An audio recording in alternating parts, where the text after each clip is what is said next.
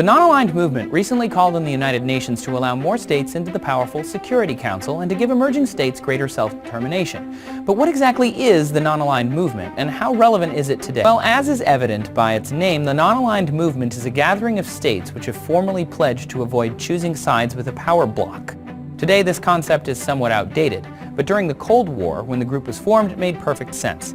With the US and Russia as ideological opposites, the two tried to convert developing countries around the world to their cause.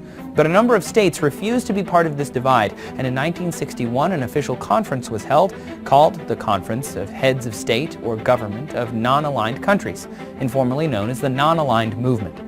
This first meeting was originally created by India, Indonesia, Egypt, Ghana, and Yugoslavia, all of which sought to avoid the Western-Eastern dichotomy tearing the world apart. Over time, the movement became considered a sort of middle way for countries to avoid engaging in the Cold War, and was seen as a peaceful third option. The NAM also made significant efforts to end colonialism, both within their own ranks and among struggling aligned countries.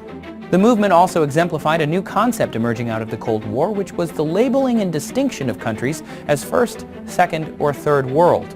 In a nutshell, Western countries like the US and those in Western Europe were considered first world, while the Soviet Union and supporters like China and Cuba were labeled second world. Those which were not aligned with either side, mostly developing countries, were called third world. And despite the end of the Cold War, first and third world continued to be used as terms.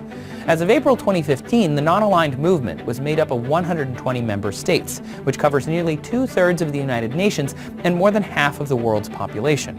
The split between non-aligned and aligned within the United Nations is largely predicated on a north-south divide. The majority of globally powerful countries live in the global north, including the United States, Canada, and Western Europe.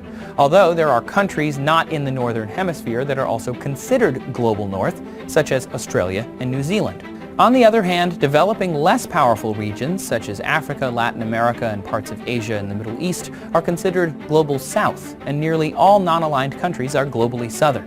With the Cold War over, the non-aligned movement has become less about alignment with major blocs and more about supporting and protecting the global south from undue influence by the global north. Nonetheless, despite its large membership, the movement is far from influential. At the most recent meeting in Venezuela in 2016, less than a dozen heads of state were in attendance, down from around 30 heads of state in the last meeting in 2012. Although their anti-imperialist goals are clear, most of their members are aligned with a major power bloc, or at least see benefit from powerful countries like the United States.